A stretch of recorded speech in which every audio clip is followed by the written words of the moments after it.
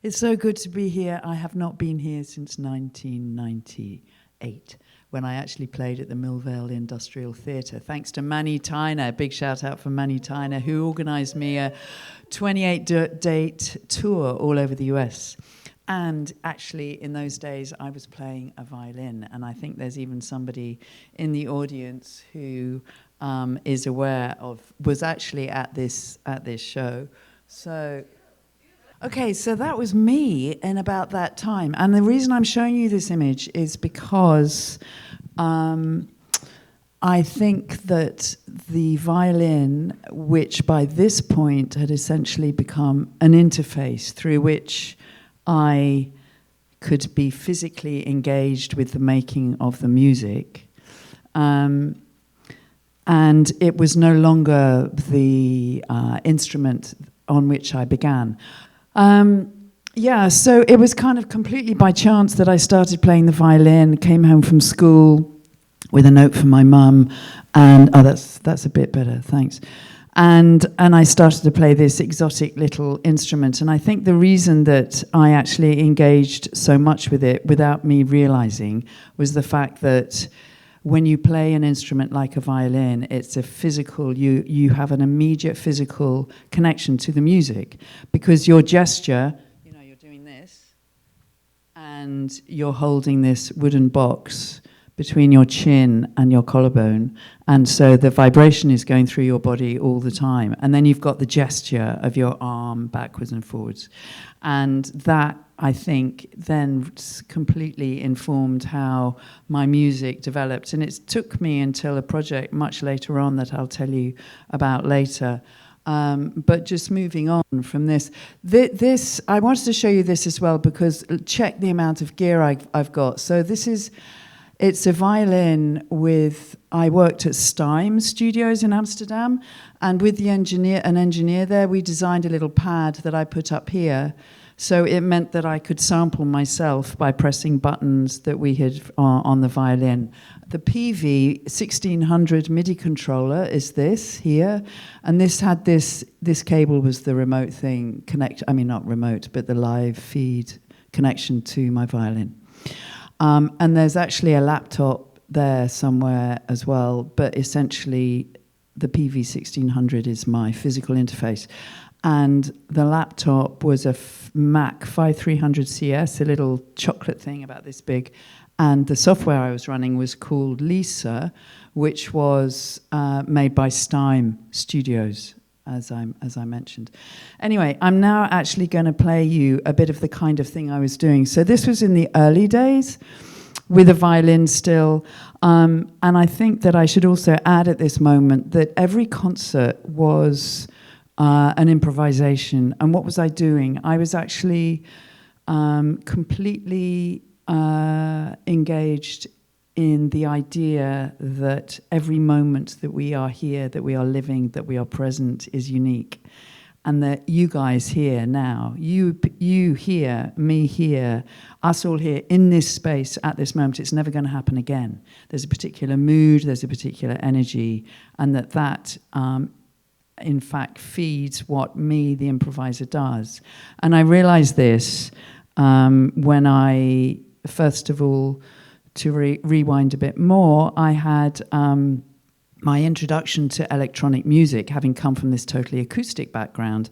The girls' band that I was in, we split, this was the 80s, and I, by chance, got a job in a recording studio in Nottingham, where I was living after having done my zoology degree. It was the early days of acid house music, and I don't know if any of you are aware of the Hacienda and the scene that was going on there in the late 80s. And I was actually cutting beats for Graham Park, and I was using an Akai S950-100, and we were running Notator, which is now Logic, on these early Macintosh computers. And I was the tape girl, the tape op, you got 2-inch reel to reel and doing all that, making the tea. But that was me learning about electronic music, essentially being able to, and the miracle of digitization and the magic of the mixing desk. So shoot forward to then when I go and do a master's at York University, and I ask them if they'll get a MIDI violin, and they do. So this is how all of this happened. But the idea of actually fixing MIDI into an instrument like the violin meant that you're having to bang your fingers onto the neck to generate a MIDI on-off signal. Okay, so all those years of doing the training of trying to make the violin sound had to go in the bin, which is why the MIDI violin kind of thing was fairly crazy.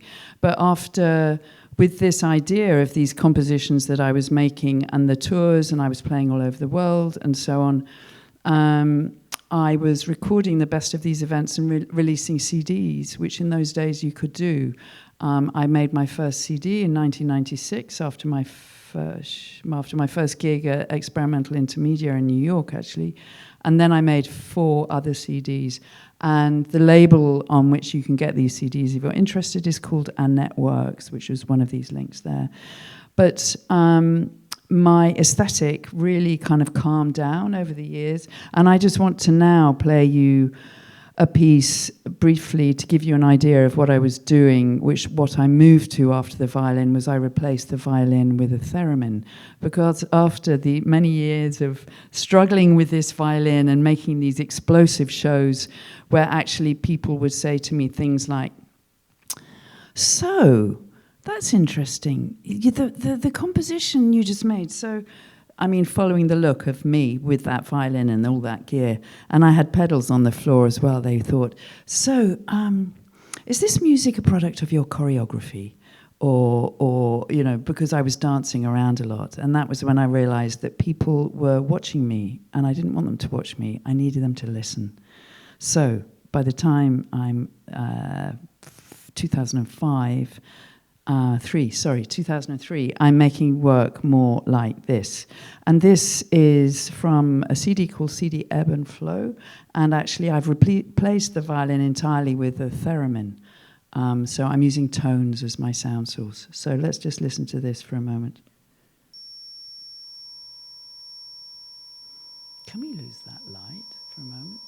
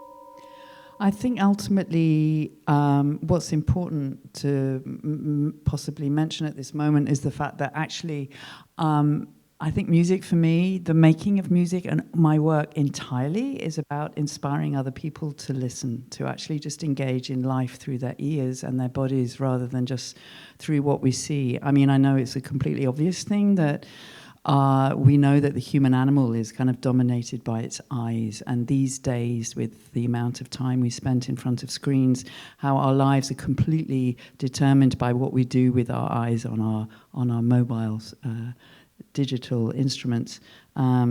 It's more important than ever, I think, to remember that sound is something that can really transform your whole experience of being on planet Earth, if you like. So by the time I released that CD, I had got to the point where I was going, actually, do you know what? It's a bit frustrating that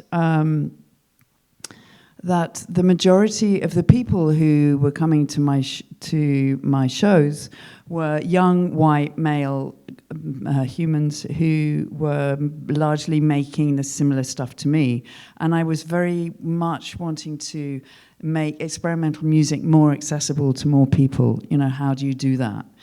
And I realized at some point I was always making collaborations with other people and doing installations, and through one of these events I was inspired to make a sonic armchair, which basically was an old armchair that I got re-upholstered, into which I put a subwoofer under the seat of the chair, and mid speakers up the back, and tweeters in the wings, and then basically played a stereo piece, a big loop that was actually the recording of the inside of a jumbo jet coming from US, New York to London, actually.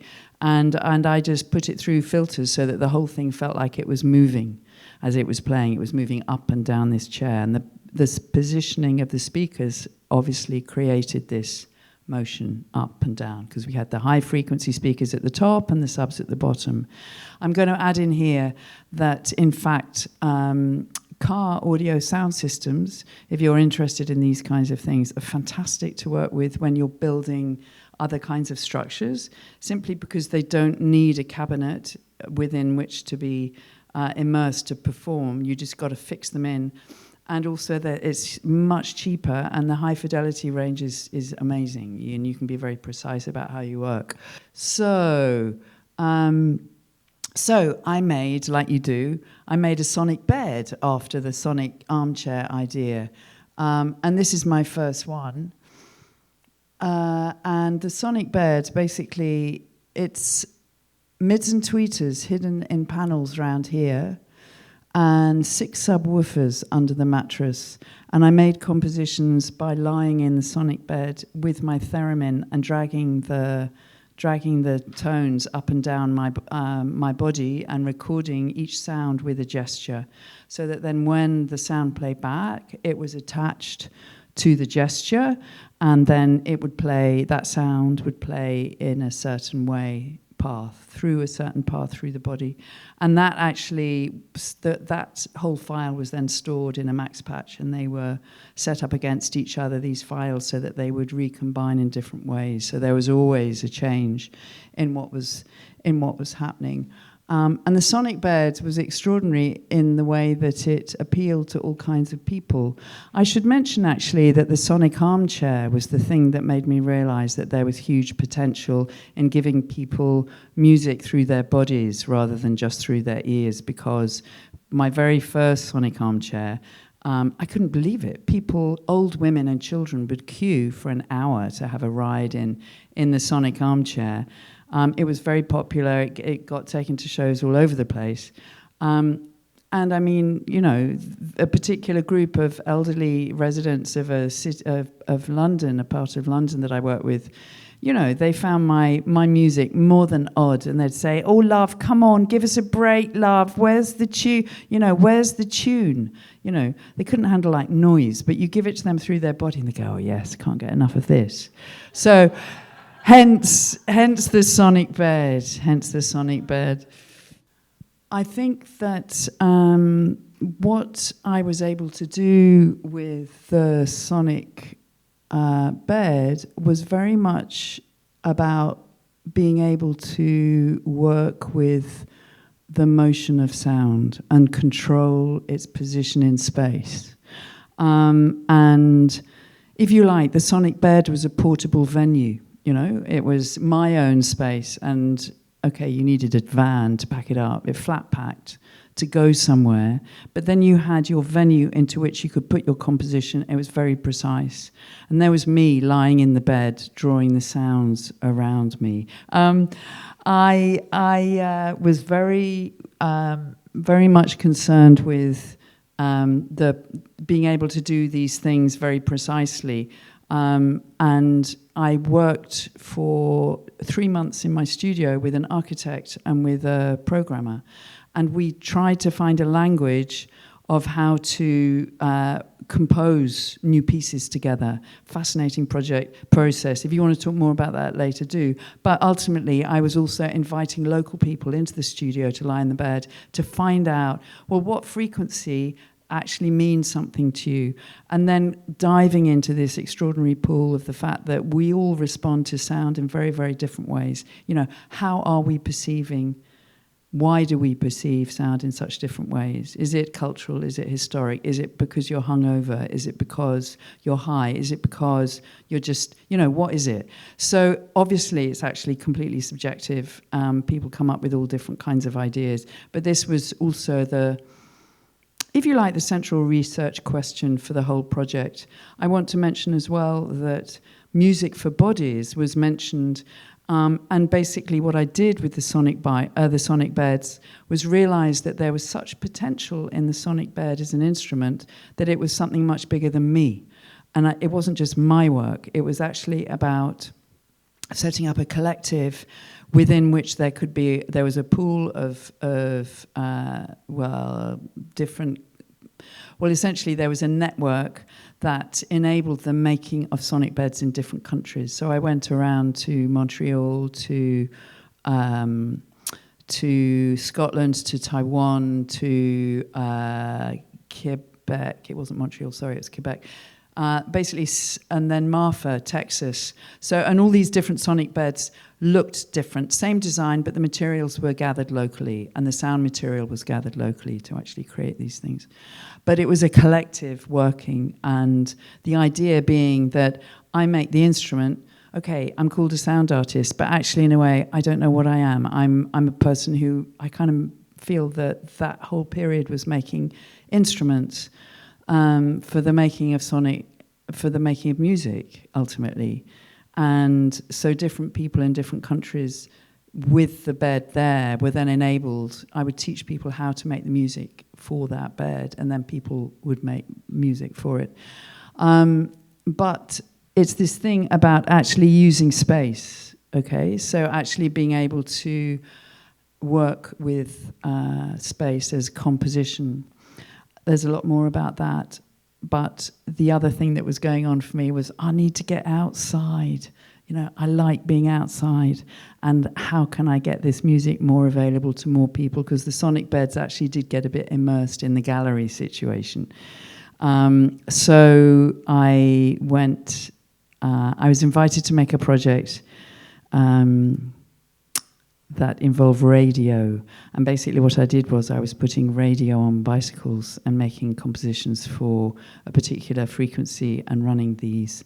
Had a aerial on the roof of my studio, and we made a bunch of pieces with a bunch of people from the neighborhood, and these all got broadcast from our little radio station 24/7 for 7 days.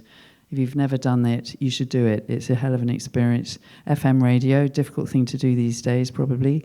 But the product of that was that bicycles were cycling around particular routes that people were making, carrying these radios and playing these pieces back. So we were putting these pieces back into the neighborhood with the sound, the fallout, the noise, the interference of radio. And people love this project, and I was invited to make pieces all over the place. This is just the route that riders had to take, for example, for one piece around this neighborhood in Hackney in London. And this is what then developed. This is the first sonic bike. and this is one of the young people that I work with in Folkestone in South England. And these were the speakers that we used, Finnish speakers, not made anymore. And the tech was slung in bags that we picked up from various places that we kind of pimped for the style of that bike. All these bikes were second-hand bikes bought for kind of nothing off Brick Lane in London. And on the back is a solar-powered trickle charger, and there's the GPS receiver. And there's a 12-volt battery, lead-acid battery in that pannier. And so it's everything that fell in and out of working and not working and things exploding and all these things. But this was 2008, when actually that DIY culture was still very real. Now it's a very different ballgame. So I'm going to briefly chat you through what happened. This is the second version of the Sonic bike, which actually we are using GPS and we're not using radio. And that happened with the very first Sonic bike, because where we were going to do our first project, it was in Folkestone, which if you know or don't know, probably why should you know? It's a tiny little town on the south coast of England, and France is just across the water. And we had this little, public radio station which has a broadcast frequency, distance radius of 1.5 miles. And the transmitters from France were knocking our frequency out of the airwaves immediately. We had no chance to be able to broadcast. So we had to use another system. What could we use? GPS, which in those days was super, in its infancy. And the computers to use, what can you do it on? We ran off these little cards that had been imported from China for kind of 20p each, and did all the code on that. So it was pretty wild. By the time we got to this, we were using Beagle boards. So it was before Raspberry Pis, if this means anything to any of you. And we made a team of bicycles. And these were all hire bikes from Ghent City Council, who gave them to us. But in actual fact, and check all the names on the bikes. The names on the bikes are all the names of various people who actually invented the systems that we used. So, for example, Linus, who invented Linux, which was the code we were using to work in. Pierre and Alexander, they were credited for inventing the bicycle and all these things. But this actually was in a show. This is in an amazing place in Denmark. Is one of the most extraordinary sound art festivals I've ever contributed to. And I've completely forgotten the name of it right now, but I will tell you later on, because it's a great festival to go to. So again, as is with the Sonic bikes, Sonic beds, we made Sonic bikes in different countries. So these are the Sonic bikes in Finland. So, again, the bikes get made and then located in a different country, and then they stay there for people to do their own thing with.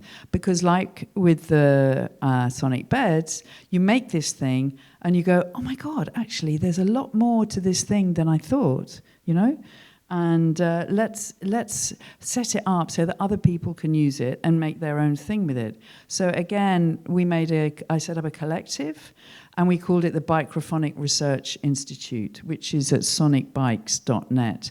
And I'm going to talk more about that. Here we go, Bikerophonic Research Institute. And this was a piece that was made in Zagreb in about 2014 and so on. And so essentially, what's going on? So what's going on with the Sonic bikes? The Sonic bikes, a piece is made invariably by me collaborating with a community of people in that city. This particular one was a collaboration with the Opera House in Brussels. And this was the local, a community group of Moroccan women who I engaged with, and we had the best time recording their songs and them making recordings and making material. And then this was them actually riding the bikes and riding the piece through the city. So what is going on is that what's going on is that the composition is made for a place, for a city, and then the audience are invited to follow a particular route to hear the music unfold. I'll explain very briefly in a moment how that works. These bikes actually are our American bikes, of course. Check those. Low slung bikes. They are in Texas, in Houston, actually. And then this is the current sonic bike. Check for a moment, okay? These bikes have got, this is the size of the speaker, that's the size of the box on the back, because, yes, there is still, there's a car amplifier, there is actually, that's a Beagle board still. There's a lot of kit in the back. This is now the size of the box, GPS receiver outside. Check these little speakers. We've got a pair of mini rigs, they're British. Unfortunately, I wonder what the equivalent is here. I've got no idea. Anyway, they're really super powerful, beautiful sounding, especially with the little sub.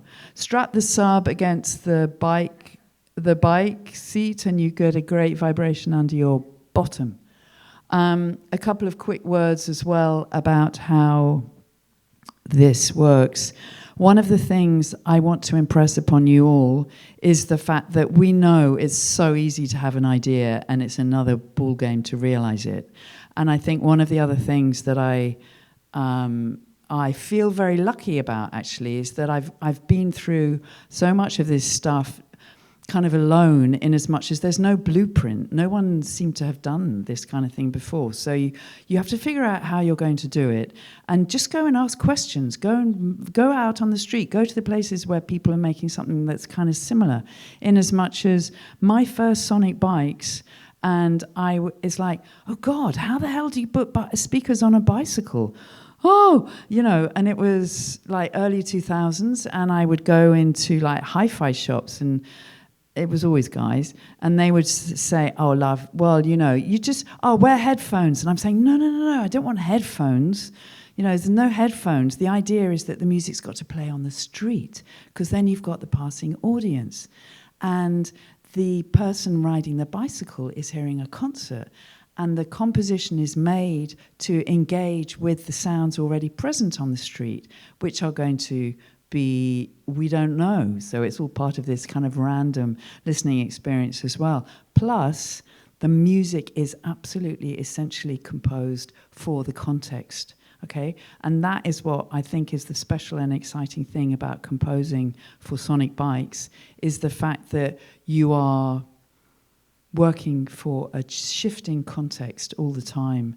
And context is something that I mentioned right at the beginning, improvising with my violin in these different spaces, and very much making music in response to that situation with that immediate moment. The sonic bikes are also doing that, in as much as, yes, the music is pre-made, but it's made very much in response to what that place is like. And I've had so many extraordinary experiences trying to make music for bicycles, where my preconceived ideas as to what sound might work is completely changed once I get on the bicycle and I'm moving through space, and you're suddenly coming down a high street, and the music that you're testing you thought would be amazing doesn't work, and you try something else and it's brilliant. And it's to do with where you are. But I kind of digressed slightly, because I wanted to go back to this speaker issue. The whole issue of getting speakers on a bicycle was a big deal. And there's another thing that I kept being told, love, you'll never get stereo on a bicycle. I wouldn't bother.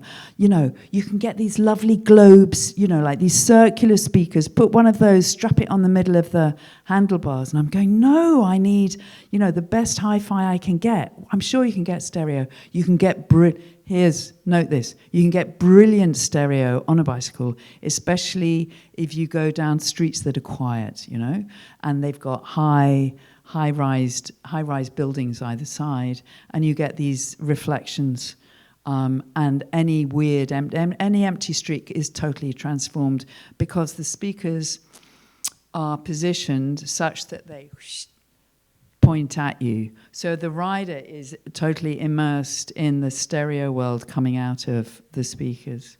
So this whole speaker thing was really important. Anyway, briefly, down to a bit of tech.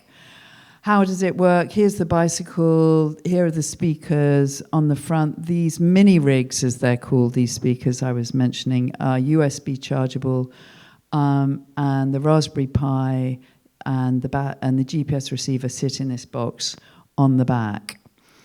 Okay, so then what's going on? This is a score for a composition that I made in Dublin. The piece started here, and then you followed this specific route. And each colored zone is actually triggering a different sound file.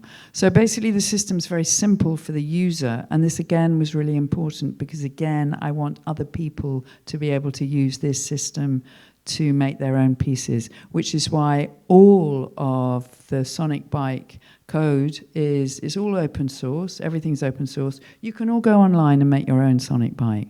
Be great if you told us, because we're a team of artists and coders, and I'm not a coder. I work with other people that are. And this is a really important part of all this work, is that it's all hugely collaborative and also spread all over the world. This was a composition in Porto where we began here, and simply because it was the only place where you could ride a bike was down by the river because it's flat. But actually, you came along the river, and then when you got to the end, you turned around and came back. And I thought that would be really boring. But in fact, it was brilliant.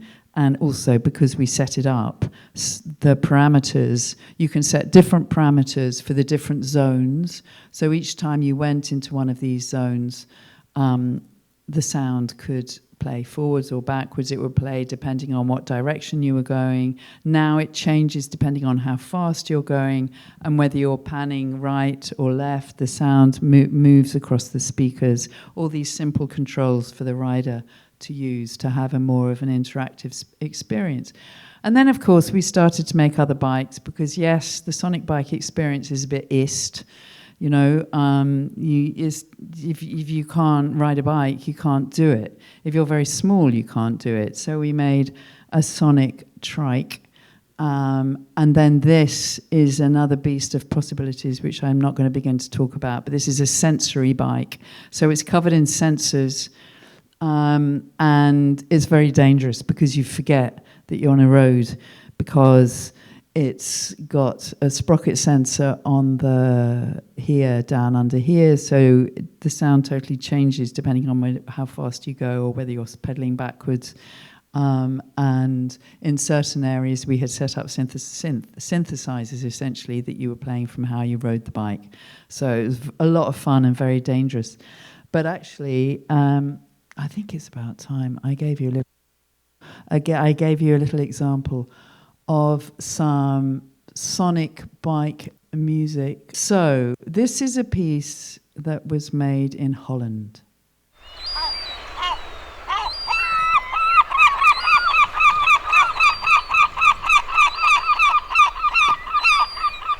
Entirely recorded and filmed from the bike.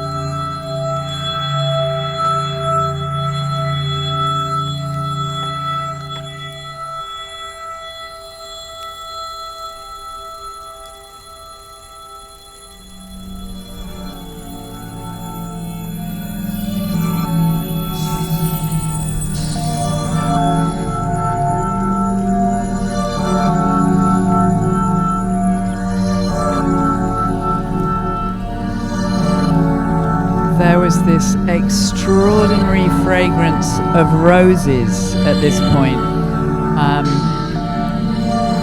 Hence this bit of music.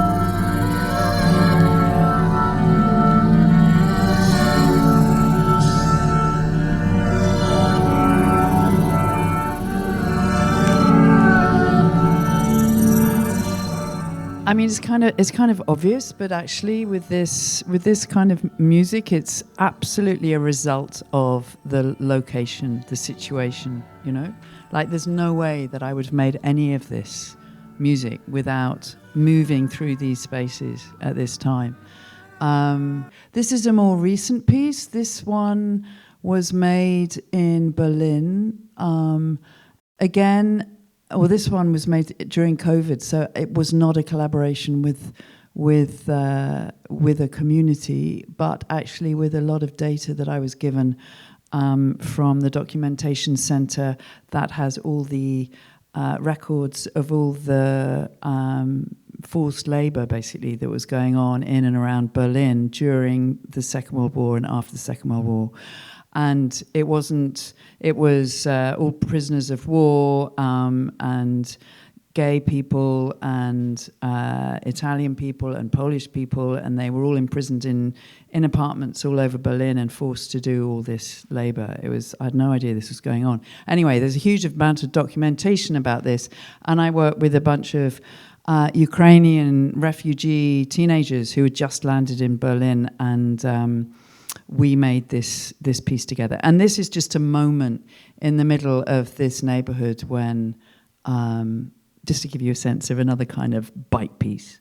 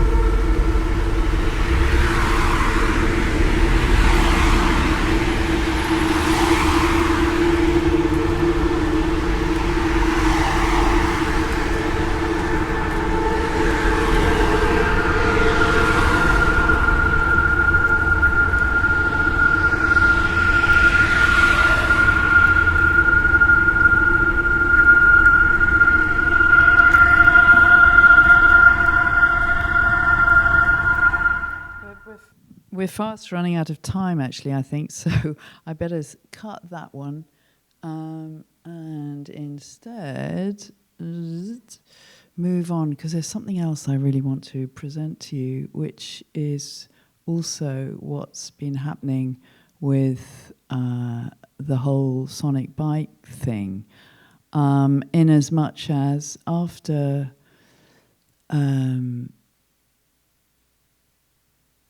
this, and moving on from going back to the children's bike, I'm like, hang on a minute, I also really, really wanted to make the whole bike thing more accessible, again, to more people. Well, for heaven's sake, can't we just make a great big, an extended box? I mean, in Europe, they're called cargo bikes. I don't know what they're called here. Yeah, so you got a big box at the front. Well, let's make one of those and then install an 8-channel sound system in there. And so again, easy idea, and then the reality actually became this, and that was working again. Collaboration. Find somebody you can work with to help you realize the idea.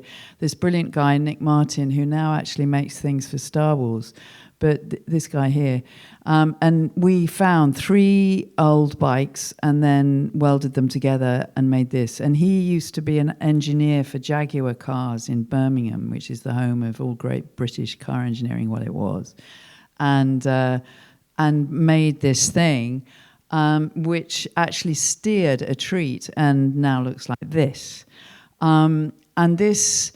Okay, so what we've got 4 of these mini rigs around here, and then there's 1, 2, 3 transducers, bass transducers sitting underneath. The 4th is this butt kicker, which is sitting under the seat. So then the idea is that the audience person, rather than having to ride the bike, lies in the box. I tell you, to God, it's the best thing ever. The best thing about it is just lying horizontal and watching the sky slide by, and you're seeing the up architecture of cities. It's absolutely fascinating and such fun. And composing for it, you're lying in your backyard with your sonic bike. I mean, your buzz bike. It is called. The hardware, this is the gear that all sits underneath it, but check here. So this brilliant thing here actually houses the Pi and an 8-channel audio interface, which is a little really cheap thing, which is actually surprisingly good. If anybody's interested in the exact model, I can tell you later. And then a power pack to run it. So notice how in kind of 10 years, because this design we did two years ago, and how much the tech has shrunk in comparison to those first sonic bikes, And there's another thing, although, of course, you still need power. The problem with working with bass is you need power. So there are 2 12-volt lead-acid batteries, but that is also slightly overkill in terms of you don't want it to run out when it's running in an installation all day. So that's an audience person. This actually was Buzz Bike in a show in The Hague in Holland year before last. In the spring, and so somebody pedals the bike and the other person lies in it, and here's all the tech underneath. And actually it needs to be electrified because it's very hard work to kind of ride. To wrap up, guess what this is now? This is our current sonic bike box. This is the box that will strap on the back of anybody's bicycle. And those mini rig speakers that I showed you, the little ones at the front, we now have 5 pairs of those with their own speaker bars that fits almost any bicycle. Because ultimately, the Sonic Bike project, I'm very much, it needs to be cheaper, it needs to be more available, it needs to be more accessible to more people to be able to make their own music. So ultimately, I can get on a plane with the kit in a case and go anywhere to make Sonic Bike music with whoever over a period of time, teach them how to do it. They can then run their own stuff. They can run their own projects. And currently, it looks like we're going to Taipei, in the end of August to do absolutely that. And I mean, I really don't know how much hardware or sub-instrument building you guys make. You do. This, though, I've collaborated with a guy called Sukanda Kartadinata, who's a German-Indonesian engineer, sound artist in Berlin. We've actually known each other since STIME days in 1992, and now we're in the same city. And look at the design of this beautiful box, our logo on the lid. It's all waterproof. It's kind of, chemical attack proof. It's quite extraordinary. So, I mean, hey, why don't we bring some kit over to Pittsburgh and you can all make your own Sonic Bike music? And then you can actually build your own boxes, This can come along as a prototype.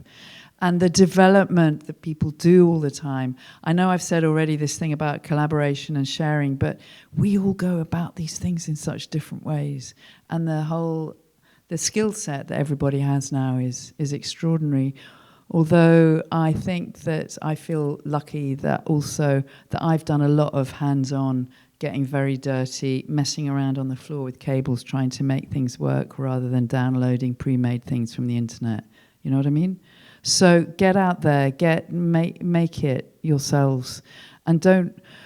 There's a big worry about how the hell you're going to manage it and how do we survive in terms of income. And I know I was lucky because I began doing this when I could make music, record it, stick it on a CD and sell it. And then there was enough money to make the next one and so on. And that's kind of how it worked. That world doesn't exist anymore. At the same time, you're all very good at selling yourselves. You just need some content. So good luck with it. I'm going to say one final thing. I'm now doing completely different things to the bikes. I'm back in a situation of working totally live with this situation, working with noise and alchemistry. So, and specifically the work of George Ripley, who is a British 15th century alchemist, and the engineering and creative work of Martin Howes, who is engineer artist in Berlin, also British, also who I've known for a very long time, since '99. And he has makes these modular instruments, and I have one with me. I call it the Ripley, and I also have the Worm. And I play these things and process them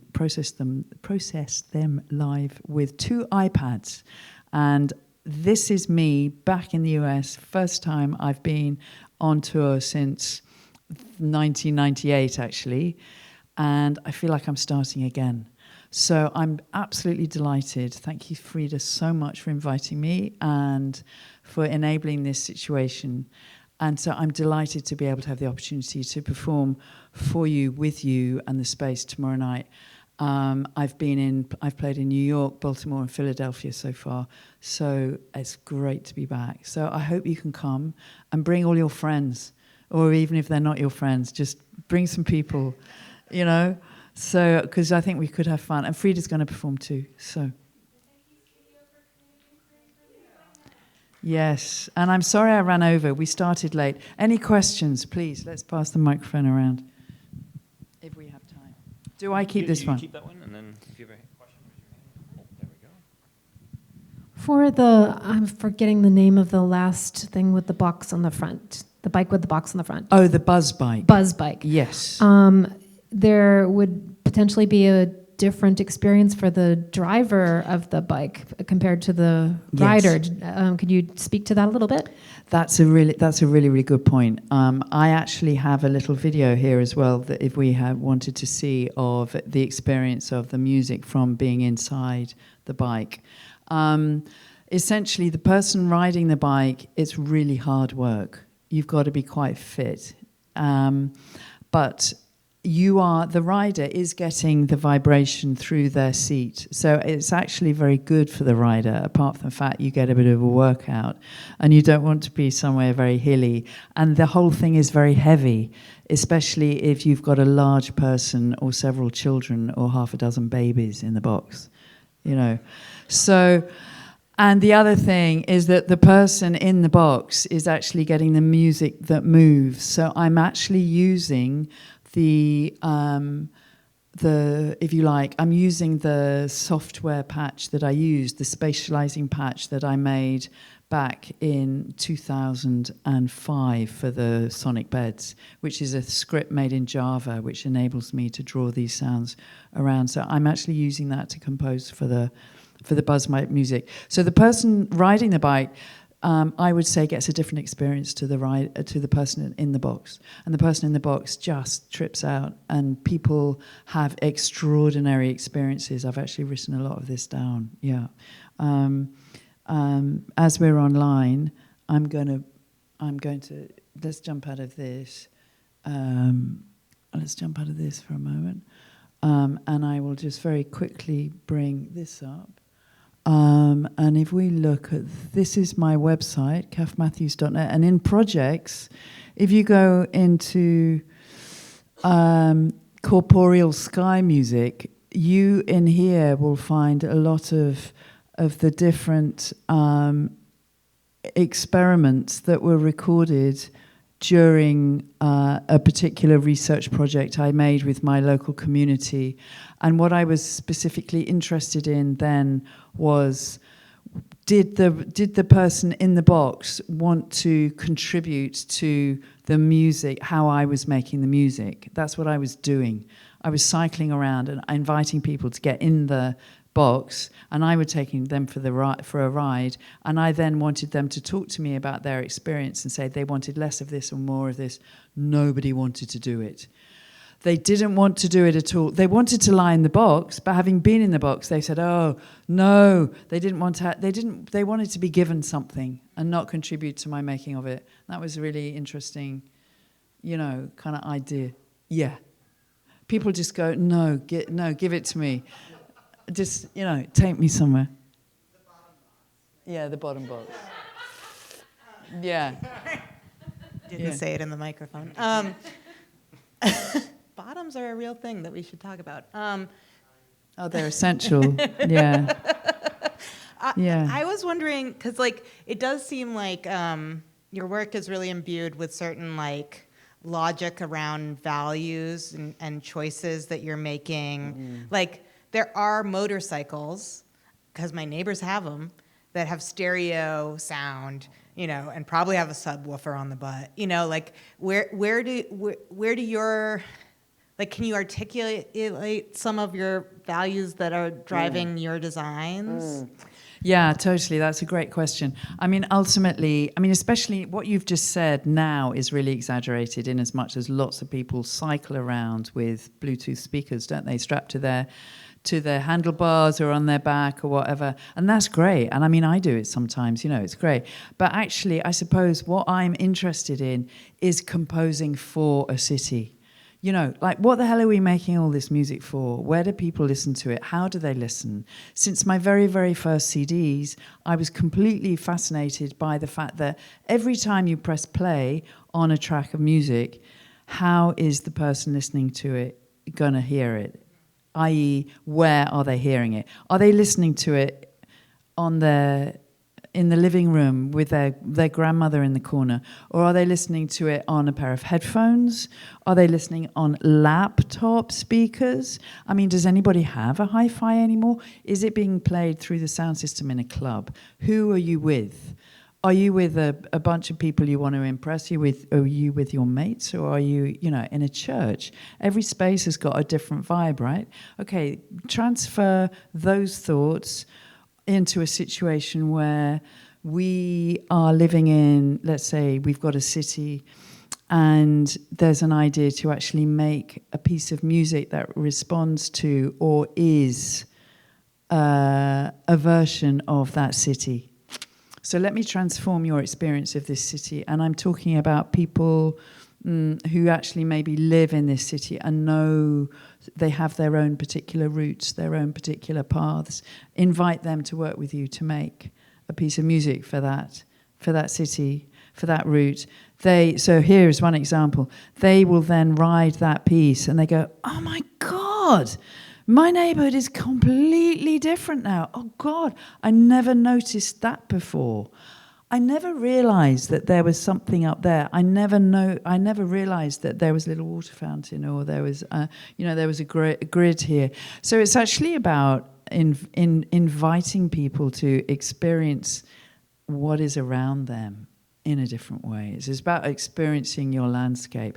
I think at the beginning I was talking about how vibration, physicality is a really important part of music for me, but so is what you see. I think I've always seen music, actually. I think color and texture and all these things are a very, very important part of how music exists for me.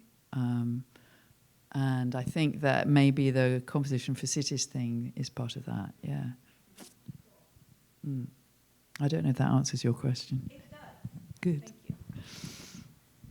I think you probably covered it for a little bit. I have questions about the bike ride, like the compositions for the bike riding. Yeah.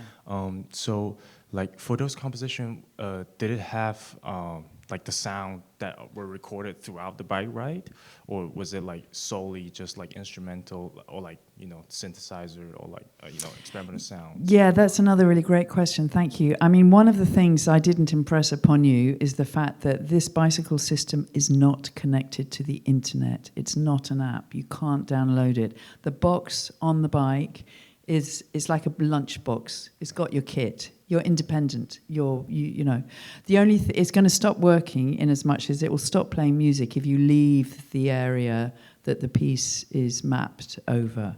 Yeah, because essentially each sound file is linked to. Do you remember I showed you those score maps? Colors. Yeah. So each of those little zones has a name, and then there's a sound file of exactly the same name that will play as soon as you ride into that zone. So that's basically how it works. And there are actually those maps, they're screenshots, they actually give you the impression actually that there's maybe just one zone present, but actually there are lots of layers. So you can turn a corner and only one thing changes, and something else is still going on, and then you go, yeah. Yeah, that's super cool. I think that's kind of like enhancing the experience of like the soundscape of the city. Exactly. So then you have the opportunity to be able to bang, cut the sound away. And the rider, especially if you've just played something loud, and so the rider's all like this, and then you take it all away, and they're suddenly super listening to where they are. It's kind of amazing. Yeah. And this is more like this might be a stupid question, but I heard like like horns and like vehicle sounds. Yeah. That was it like recorded for the bike ride, or was it like embedded in the composition? Because I assume that would make you kind of paranoid. No, I mean some pieces actually have kind of scary things in them just to give people a shock. But actually, I think one of those pieces there was quite a lot of traffic noise because it happened to be an awful lot of traffic at that moment. Yeah. And that was because the films are made. I have a GoPro camera or a couple of GoPro cameras on the bike, and I have a coat hanger in my teeth with a pair of DPA condenser mics here to get a stereo recording. Yeah. Cool. Thank you. Did you have a question as well? Go ahead. Hi, so I just wonder about the data collection during the bike ride composition. So apart from all the global data, like the location that you can collect from the GPS signal, are there any local data that you can collect? I'm talking about light sensor, acceleration, and also like humidity, air humidity, some data that could be unique for different riders in different time under different scenarios. Yeah, that's another great question. I mean, I did mention this sensory bike that I showed. That whole field was what we were researching because I moved to Berlin in 2016, and it was a guest professorship there, and I worked with Sukanda Kattardinata, actually, who I mentioned earlier, where we made sensors, and one of the things that we were also gathering was wind speed data and humidity, yes, and also the incline of the road, okay, so whether you're going up or down. And it's a massive field that produces, this, you used the word control earlier, right? And it's also about, you can end up with a load of stuff, audio material that you go, oh, actually, I don't like this, or it just spirals away into something. It becomes something very, very different. But it's a really, really interesting field. And actually, this is what we're going to be looking at in Taipei with somebody as well who works in artificial intelligence. So it's all quite, exciting. I think I'm going to talk more about that tomorrow, actually. Yeah. Thank you. A little bit related. I'm just wondering if you've ever done more like mapping out a whole large area and having people make their own compositions by writing. That's a great question, because that's how the sonic bike started. My the very first project, which was called the Marvello Project, with these 11-year-olds, and if you ever get an opportunity to work with 11-year-olds, go for it, because that's a brilliant age. They're young enough still to be full of brilliant ideas and old enough to be able to kind of realize them, and their skill set was unbelievable.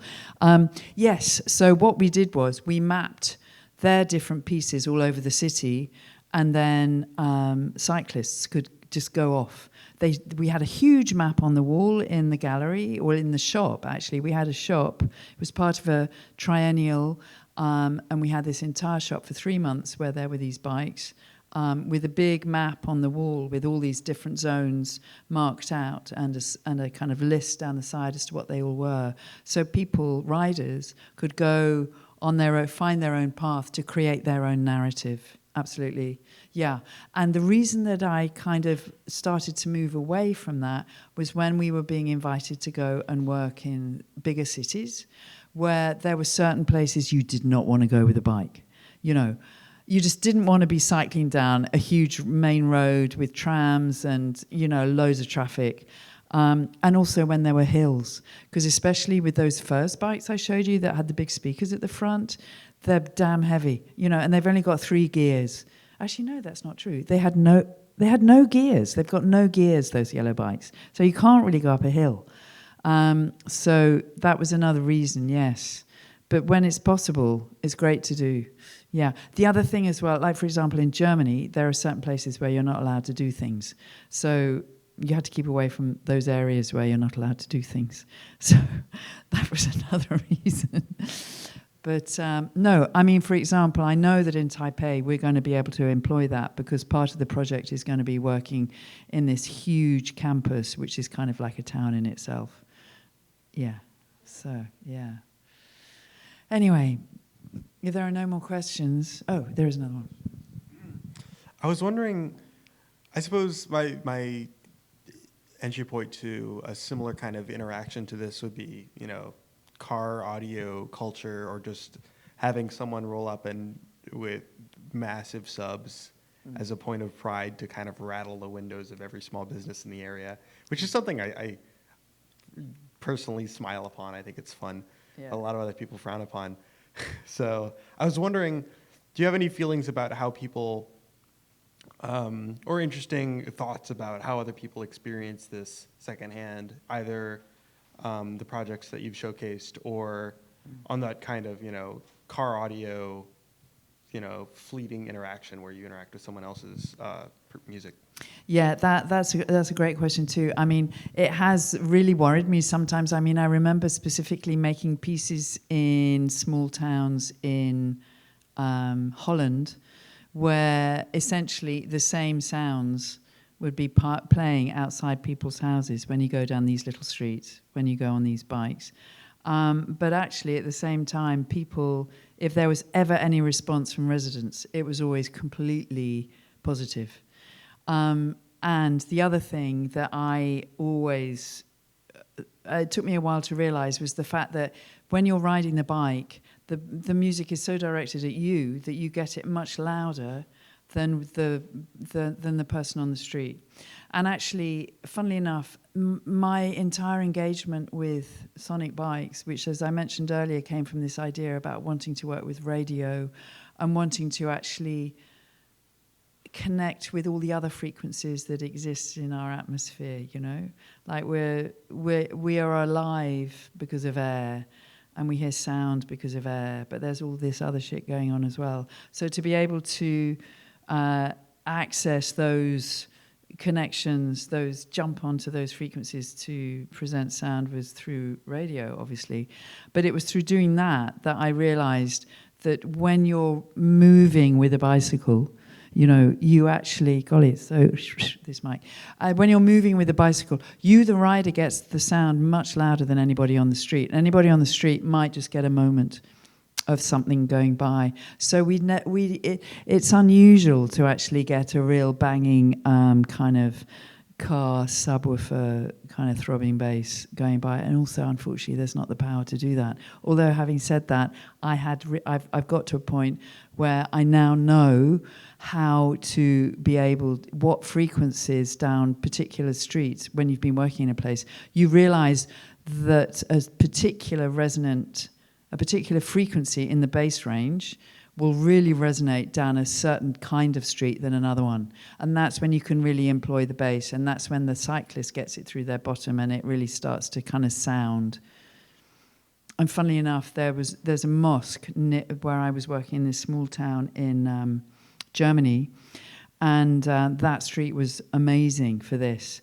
And it just happened that people, before or after the call for prayer, and people were coming out and wanting to ride the bikes because of this great ooh coming down the street at them. It was amazing. I was worried that people would be offended, but not at all.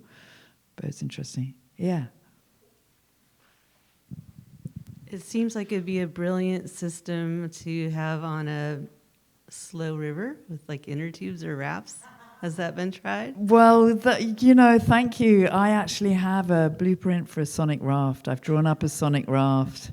Yeah, I really want to do the sonic raft. And we actually have done sonic kayaks. And sonic kayaks exist, which is much more of an environmental project, in as much as we carry sensors that are gathering data that we use to make sounds. But the data itself is then being uploaded it's a citizen science project, and it's looking at the pollution of waters around all the coast of the UK.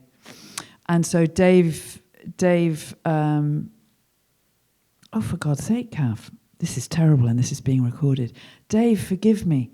The most brilliant Dave Griffiths, who I set up the Bikephonic Research Institute with, who's the original coder, all hail, for the sonic bikes. He and his wife live in Cornwall in the south of England, and she's an environmental biologist. So that whole project was very much kind of spearheaded by them. But we've got basically the bikephonic system on kayaks, yeah. Waterproof speakers, waterproof boxes, the lot. The first time we took it out, the kayaks totally got flipped over, all three of them, on the beach in Cardiff. At the Cardiff Science Show. Nightmare. Anyway, yeah.